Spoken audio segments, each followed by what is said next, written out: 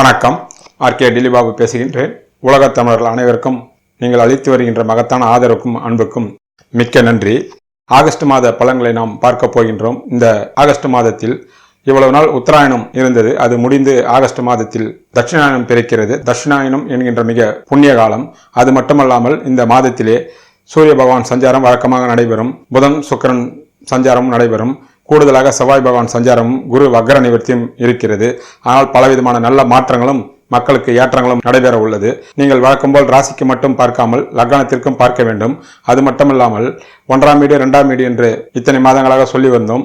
போன மாதத்தில் இருந்து அதை தவிர்த்து விட்டோம். இந்த மாதத்தில் கூடுதலாக 12 வீட்டுக்கு உண்டான பலன்களையும் துல்லியமாக கணித்து சொல்லியிருக்கின்றோம். நீங்கள் ராசிக்கு பார்ப்பது போல உங்களுடைய லக்னத்துக்கும் பார்த்தால் நாங்கள் சொல்கின்ற பலன்கள் உங்களுக்கு கூடுமான அளவு ஒத்து வரும் என்பதை இதன் மூலமாக நாங்கள் தெரிவித்துக் கொள்கிறோம். கும்பராசிக்கு ஆகஸ்ட் மாத பலன்களை பார்ப்போம். உங்கள் ராசிநாதனும் 12 கூடியவரும் 11 ராகுகேதுவுடன் சம்பந்தப்பட்டாலும் அவர் உங்களுடைய ராசியை 3ஆம் பார்வையாக பார்ப்பதினால் உங்களுக்கு எல்லா விதமான மதிப்பும் மரியாதையும் கிடைக்கும். உங்களுடைய செயல்பாடுகள் மிக மிக நேர்த்தியாக இருக்கும். உங்களுடைய உழைப்பு எந்த காலத்திலும் வீணாகாது. அனைத்தும் நல்லபடியாகவே முடியும், வெற்றியும் தரும். அதனால் இந்த சமுதாயத்தில் நீங்கள் ஈடுபட்டிருக்கின்ற துறையில் மதிப்பு மரியாதை அந்தஸ்து கௌரவம் பேர் புகழ் என்று அனைத்தும் கிடைக்கும் என்பதே உங்களுக்கு ராசிநாதன் உங்களுடைய ராசியை பார்ப்பதாக உண்டான அதுதான் அதனுடைய பலன். அது மட்டுமல்லாமல் 2-11 கூடிய குரு பகவான் 10 இருந்து 5ஆம் பார்வையாக உங்களுடைய 2ஆம் வீட்டையே பார்க்கின்றார். இவ்வளவு நாள் குரு பகவான் வக்ரப்பட்டிருந்தார். இந்த மாதம் வக்ர நிவர்த்தி ஆகின்றார். வக்ரப்பட்டு குரு பகவான் பார்த்ததற்கும் வக்ரம் நிவர்த்தியாகி பார்ப்பதற்கும் பலவிதமான வேறுபாடுகள் உண்டு. வக்ர நிவர்த்தியாகி பார்க்கின்ற கிரகத்திற்கு எல்லா விதமான அதிர்ஷ்டத்தையும் கொடுக்கக்கூடிய வாய்ப்பு உள்ளது. அவர் 2ஆம் வீட்டை பார்ப்பதினால் உங்களுடைய குடும்பத்தில் மகிழ்ச்சியும் தன வருமானம், உங்களுடைய எண்ணங்கள் நிறைவேறதும், நண்பர்களால் ஆதரவும், எல்லா விதமான அதிர்ஷ்டமும் உங்களை தழுவும் என்பதுதான் குரு பகவான் 2ஆம் வீட்டை பார்க்கக்கூடிய பலனாகும். 3 கூடிய செவ்வாய் பகவான் 6 நீச்சம் பெற்று இருந்தாலும் குரு பகவானுடைய பார்வையினால் சகோதர வகையில் பெரிய பகை எதுவும் இருக்காது. இருந்தாலும் வீண் விரைய செலவுகளை வருவதற்கு வாய்ப்பு உள்ளது. கூடுமான அளவுக்கு நீங்கள் விட்டு கொடுத்து சென்றால் எந்த விதமான பிரச்சனையும் இருக்காது. அதே போல் நண்பர்கள் விஷயத்திலும் நீங்கள் சற்று விட்டு கொடுத்து செல்ல வேண்டும். அவர்களிடத்தில் வீண் வாக்குவாதங்கள் இருந்தால் தேவையில்லாமல் மனஸ்தாங்கள் வருவதற்கும் வாய்ப்புள்ளது என்பதுதான் நமக்கு கிரக நிலைகள் உணர்த்துகிறது. 4 கூடிய 9 கூடிய சுக்கிர பகவானும் ஆரம்பத்திலே 6 இருக்கின்றார். குரு பகவான் பார்வையும் வாங்குகிறார். இருந்தாலும் 4 கூடியவர் 6 இருந்தால் உடல் நலம் சற்று பாதிக்கப்படும். 50 வயதுக்கு மேல் இருப்பவர்கள் உடல்நிலை பாதிக்கப்படும். இளையவர்களுக்கு அவர் தாயாருக்கு பாதிக்கப்படும் என்பதும் உண்மை. குரு பகவான் பார்ப்பதினால் அதற்கு விமோசனம் உண்டு. அதாவது மருந்து மாத்திரையால சரியாகுமே தவிர, ஆனால் ஏதோ ஒரு வகையில் மனக்கசப்புகளோ உடல் ரீதியான பாதிப்புகளோ வரும். இல்லை என்றால் தாயார் முன்னிட்டோ வீடு வண்டி வாசல் முன்னிட்டோ கடன்கள் வாங்க வேண்டிய சூழ்நிலைகளும் உருவாகும் என்பதுதான் உண்மை. ஆக குரு பகவான் பார்வையால் அதற்குண்டான தெய்வ வழிபாடு செய்தால் அதிலிருந்து நீங்கள் தப்பித்துக் கொள்ளலாம். 17ஆம் தேதிக்கு பிறகு அந்த சுக்கிர பகவான் 7க்கு வருகின்றார். 8ஆம் தேதிக்கு பிறகு செவ்வாய் பகவானும் 7க்கு வருகின்றார். தர்ம கர்மாதிகளுடைய யோகம் உங்களுக்கு 7 இருக்கின்றது. 17ஆம் தேதி 6 மறைந்திருக்கின்ற சூரிய பகவானும் வருகின்றார். 7 வருவதனால் சூரியனும் செவ்வாய் சுக்கிரனும் சேர்ந்து உங்களுடைய ராசியை பார்ப்பார்கள். தர்ம கர்மாதி யோகம் இந்த கோச்சாரத்திலே உங்களுக்கு 7 ஏற்படுகிறது. அவருடைய பார்வையும் உங்களுடைய ராசிக்கு படுவதனால் சகல விதமான அதிர்ஷ்டமும் யோகமும் நீங்கள் அனுபவிப்பீர்கள். சூரிய பகவான் ஆரம்பத்திலே 6 இருக்கும் பொழுது குடும்பத்தில் தேவையில்லாத வீண் குழப்பங்கள், கணவன் மனைவிக்குள் பிரச்சனைகள், கருத்து வேறுபாடுகள் என்று வரும்.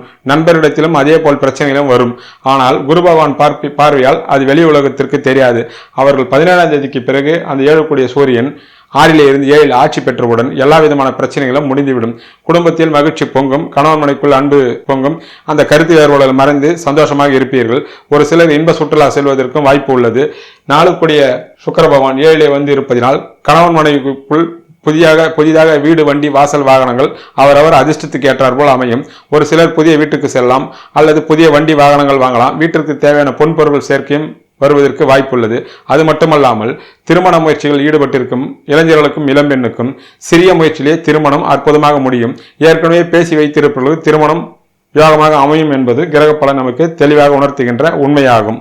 உங்கள் ராசிக்கு குரு பகவான் 10 இருந்தாலும் அவர் 2ஆம் வீட்டை பார்ப்பதினாலும் புதனை அவர் 9ஆம் பார்வையாக பார்ப்பதினாலும் படிக்கின்ற மாணவ மாணவிகள் அவரவர்கள் ஈடுபட்டிருக்கின்ற கல்வித்துறைகள் அற்புதமாக தேர்ச்சி பெறுவார்கள், அற்புதமாக படிப்பார்கள் என்பதும் கிரக நிலைகள் நமக்கு தெளிவாக உணர்த்துகிறது. 17ஆம் தேதி பிறகு 7ஆம் வீட்டின் மூலமாக சகல விதமான நன்மைகளும் உங்களை தேடி வரும். ஒரு சிலர் இன்ப சுற்றுலா செல்லலாம், சிலர் வெளிநாடுகளுக்கு வெளியூர்களுக்கு செல்லலாம். அரசாங்கத்தின் மூலமாக நீங்கள் எதிர்பார்க்கின்ற எல்லா விதமான உதவிகளும் கிடைக்கும். ஒரு சிலருக்கு மிக பெரிய பதவியும் வரும். நண்பர்களால் மிக பெரிய ஆதாயம் இருக்கும். ஒரு சிலர் கூட்டு வியாபாரத்தில் முயற்சியில் இறங்கலாம். ஏற்கனவே கூட்டு வியாபாரத்தில் இருப்பவர்கள் புதிதாக அதற்குண்டான புதிய பிரான்ச்சும் திறக்கக்கூடிய வாய்ப்புகளும் உருவாகும். அந்த அளவுக்கு இந்த 7 இருக்கின்ற சுக்கிரனும் செவ்வாயும் பலத்த யோகத்தை உங்களுக்கு கொடுப்பார்கள் என்பதும் உண்மை. உங்களுடைய முயற்சிகள் எதுவும் வீணாகாமல் வெற்றி அடையும் என்பதுதான் கிரக நிலைகள் காட்டுகின்ற உண்மையாகும். 8 புதன் 6 இருக்கின்றார். அது ஒரு விபரீத ராஜயோகமாகும். அதே நேரத்தில் 5 புதன் 6 மறைவதனால் உங்கள் எண்ணங்கள் உங்களுடைய செயல்பாடுகள் ஏதோ ஒரு வகையில் தடைபடும், தாமதப்படும், ஏதோ இனம் தெரியாத கவலைகளும் மனதில் இருக்கும். இருந்தாலும் குரு பகவானுடைய 9ஆம் பார்வையால் அது தெய்வ வழிபாட்டின் மூலமாக நீங்கும். தசாபுத்தி சரியில்லாதவர்களுக்கு 5 புதன் 6 இருப்பதினால் பிள்ளைகள் வகையில் கவலைகள் இருக்கும். அவர்கள் உங்கள் சொல் பிரகாரம் கேட்காமலோ கருத்து வேறுபாடுகள் காரணமாகவோ வேறு சில சங்கடங்களை ஏற்படுத்துவார்கள். தசாபுத்தி சரியில்லாதவர்களுக்கு அப்படிப்பட்ட நிகழ்வுகள் நடக்கும். தசாபுத்தி சாதகமாக இருப்பவர்களுக்கு குருவினுடைய பார்வையால் அவர்களால் பேரும் புகழும் கிடைக்கும். அவருடைய வாழ்க்கையில் வசந்தம் வீசும். அவரவர் வயதுக்கு ஏற்றார்கள் படிக்கின்ற வயதாக இருந்தால் படிப்பில் சாதனை படைப்பார்கள். திருமண வயதாக இருந்தால் திருமண முயற்சி, குழந்தை பாக்கியம் ஏற்படும். அவருடைய வாழ்க்கையில் பெரிய வசந்தமும் பொருளாதார வளர்ச்சியும் ஏற்படும். அப்படி இல்லை என்றால் 6 மறைவதனால் தசாபுத்திகள் சரியில்லாதவருக்கு நான் முதலில் சொன்ன பிரகாரம் எல்லா விதமான சங்கடமும் பிள்ளைகள் மூலம் ஒரு சிலருக்கு வருவதற்கும் வாய்ப்புள்ளது. அப்படிப்பட்டவர்கள் தெய்வ வழிபாட்டை செய்து கொள்ள வேண்டும். பிள்ளைகள் வகையில் சங்கடம் இருப்பவர்களுக்கு ஞாயிற்றுக்கிழமை என்று காலை 6 மணிக்குள் 7 மணிக்குள் சூரிய ஓரையில் சிவபெருமான் கோயிலில் நந்தீஸ்வரர் பகவானுக்கு நெய் தீபம் ஏற்றி வழிபட்டால் கூடிய விரைவில் அந்த பிள்ளைகள் நல்ல வழிக்கு வருவார்கள் என்பது சாஸ்திர ரீதியாகவும் அனுபவபூர்வமான உண்மையாகும் என்பதை இதன் மூலம் உங்களுக்கு சொல்லிக் கொள்கிறேன். 9 ஆரம்பத்தில் 6 இருப்பதினால் தந்தையும் தந்தை வகையாலும் உங்களுக்கு பலவிதமான சங்கடங்களும் கருத்து வேறுபாடுகளும் வீண் விரைய செலவுகளும் வருவதற்கு வாய்ப்பு உள்ளது. அவரிடத்தில் நீங்கள் விட்டு கொடுத்து செல்ல வேண்டும். குரு பகவான் பார்வையால் பிரச்சனைகள் வெளியில் தெரியாது. அவர் 17ஆம் தேதிக்கு பிறகு 7 வருவதனால் எல்லாவித பிரச்சனைகளும் தன்னாலே சரியாகிவிடும். அவர் 9ஆம் வீட்டிற்கு 11 வரக்கூடியதனால் அதனால் உங்கள் தந்தையால் உங்களுக்கு ஆதாயமும் அனுசரணையும் தந்தையினுடைய செல்வமும் செல்வாக்கும் உங்களுக்கு பயன்படும். ஒரு சிலருக்கு தந்தையின் மூலமாக பெரிய சொத்து கிடைக்கும், ஒரு சிலருக்கு பணமும் கிடைக்கும். அதன் மட்டும் இல்லாமல் குலதெய்வத்தினுடைய அருளும் பரிபூர்ணமாகவும் கிடைக்கும். நீங்கள் அனைவரும் அண்ணன் தம்பிகள் உங்களுடைய சொந்த பந்தங்களோடு சேர்ந்து குலதெய்வத்தினுடைய கோயிலுக்கு சென்று குலதெய்வ வழிபாடும் செய்யலாம். ஒரு சிலருக்கு மகான்களுடைய ஆசீர்வாதமும் புனித யாத்திரை புனித நீராட்டமும் கிடைப்பதற்கு வாய்ப்புள்ளது. அதற்கு முக்கியமான காரணம் தர்ம கர்மாதிகளுடைய சேர்க்கை, அவர்கள் ராசியை பார்ப்பதுதான் அதற்கு முக்கியமான காரணம் ஆகும். 10 செவ்வாய் ஆரம்பத்திலே 6 இருப்பதினால் தொழில் செய்கின்ற தொழிலதிபர்களாக இருந்தாலும் சரி, பணி புரியவர்களாக இருந்தாலும் சரி, எல்லா விதமான சங்கடங்களையும் போட்டி போராமைகளும் 8ஆம் தேதி வரை நீங்கள் எதிர்பார்க்கலாம்.